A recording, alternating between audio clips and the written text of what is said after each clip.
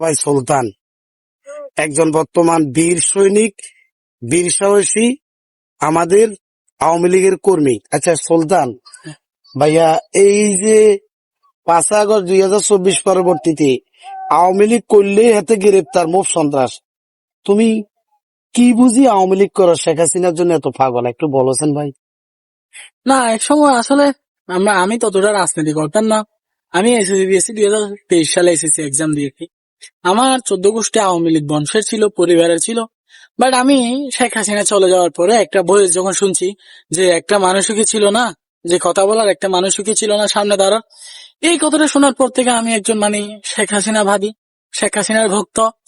1 লাখ মানুষের মধ্যে যদি তার বিরুদ্ধে কেউ কথা বলে, তখন আর আমি থাকি না, তখন আমি অন্য কিছু হয়ে যাই। আসলে আমি শেখ হাসিনাকে বেশি ভালোবাসি, আমার মায়ের মতো মনে করি। উনি একজন মায়ের মতো নয়। ওনার বয়স কিন্তু কম হয়নি। উনি যে আমার আপার বয়সী হবে, ওনার বয়স অনেক। আমার আম্মুর থেকে 2 গুণ বড়, তো উনি আমার মায়ের বয়সী। তাকে মায়ের শ্রদ্ধায় দেখি, মায়ের মতোই মানি, তাই তার ভালোবাসা এগুলা করি।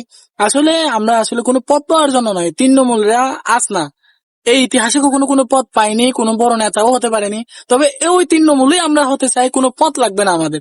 আমরা শুধু বলবো খারাপ সময়ে পাশে আছি, ভালো সময়ে আমাদেরকে চিনো না, আমরা যদি চাইলে আমাদেরকে না চিনে বইলা পাঠাই দিও, তাও সমস্যা নাই। কিন্তু খারাপ সময়ে আমাদের কণ্ঠ চলবে, আমাদের প্রতিবাদ চলবে। জয় বাংলা, জয় বঙ্গবন্ধু।